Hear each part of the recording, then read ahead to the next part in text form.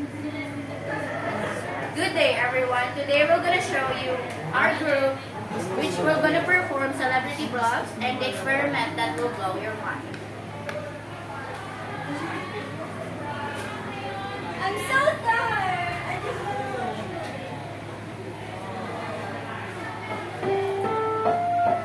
This program is rated PG. It contains themes and scenes which may not be suitable for very young audiences. Parental guidance is advised.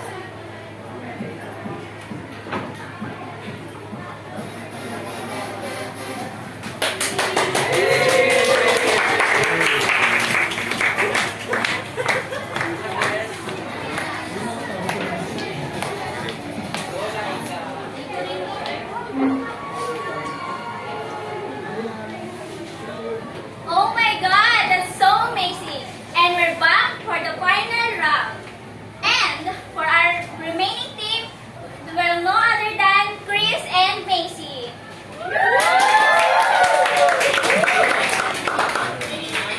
Hi guys! Now, for the final round, our mechanics is to choose the correct answer in the given question.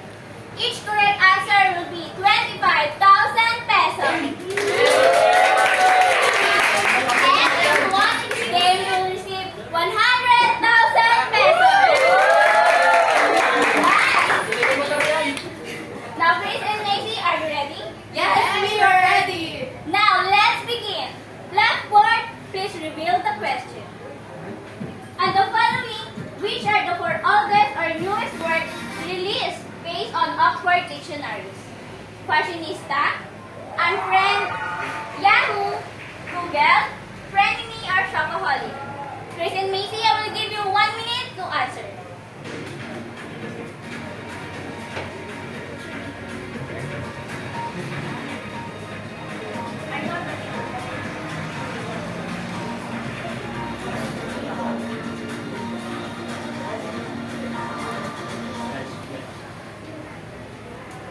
Okay, you had your answer? Yes, we are. First, we're gonna choose Yahoo. Next, I think Google. Google. Next one is, I think, for the fashionista and the shopaholic. Okay, since you had your answer, all I can say is good luck, guys. And before we reveal the answer, we'll ask first the opinion of our Gangnam Styles girls.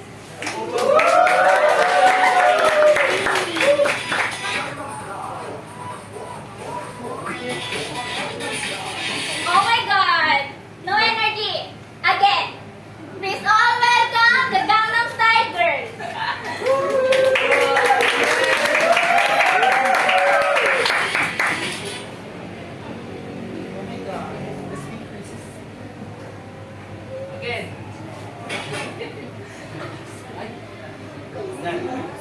Again.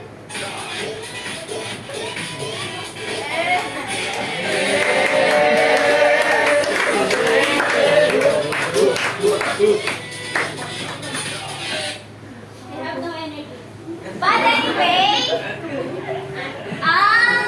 let us first the Gangnam Style Shaker. Unfriend, because they didn't choose me. Unfriend. Next is Miss Aji.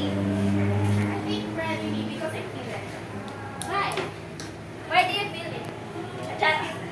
Next is Miss Marga. I'm good with their answers. She's good, but not. What? So, next step. We'll see if you will get home the 100,000 pesos. We'll check first the word Google. And Google, the word Google is the fact or a bluff. Blackboard, please reveal the answer.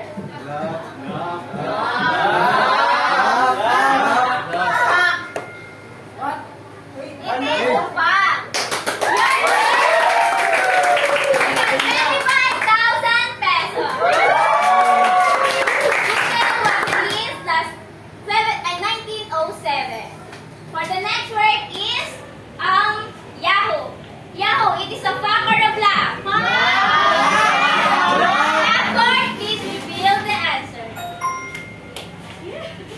Oh my God.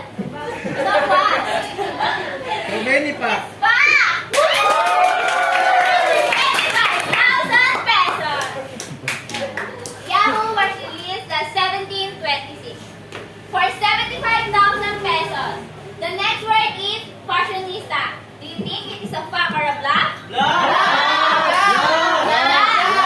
Bluff! It's so wrong! Next! And for the last word, it's a shopaholic. It is a fact or a bluff? Bluff!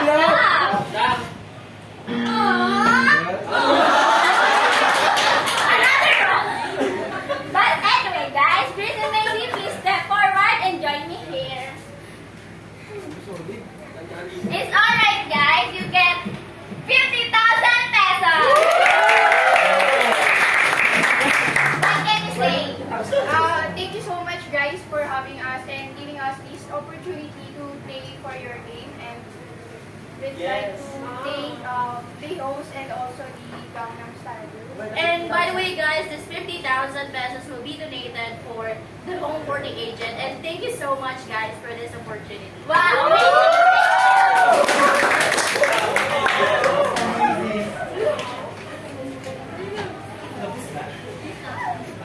Energize with Milo every day and new Chia moves like James. Start your day to chip away. Every energy got, the energy got. Drink Milo every day. Milo every day. Energy, guys!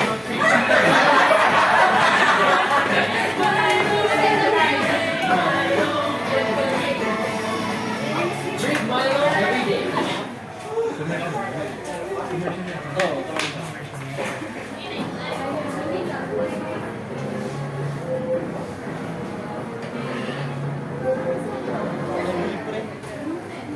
And we're back again. The mind over matter experiment that will blow your Milo mind. every day and do. And now, today we have here our guest who will teach and show us some more activities, why it happened. Let's all welcome Miss Pauline and Miss Sheikha.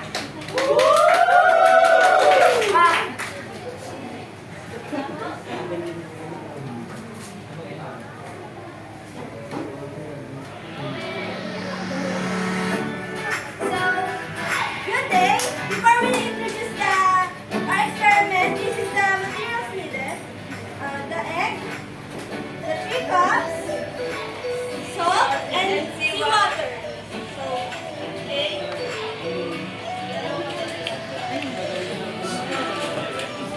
Now guys, do you think that this egg will flow on the seawater?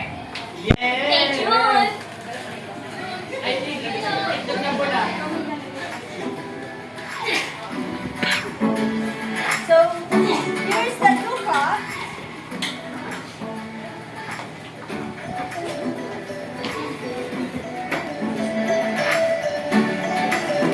The first cup, pour it with water.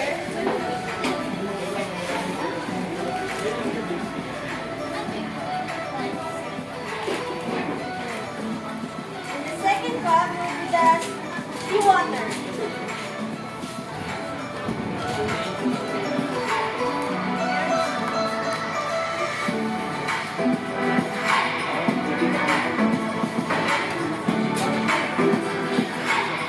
Also, on the second cup.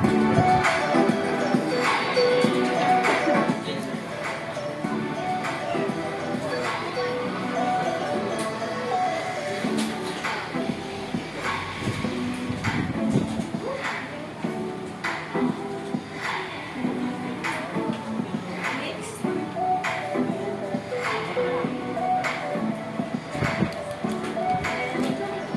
The next step is to put the egg in each cup, then we'll see which one will go.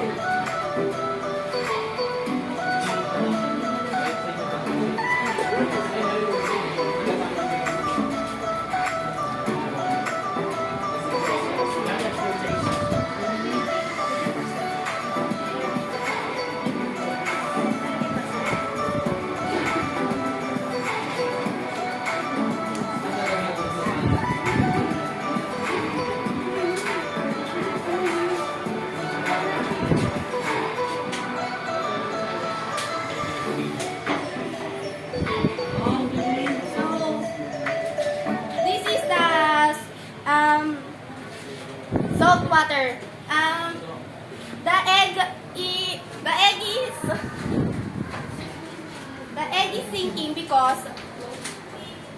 The egg is sinking because there is more density than the density is in the egg. So this egg right here is floating because the density is in more on water.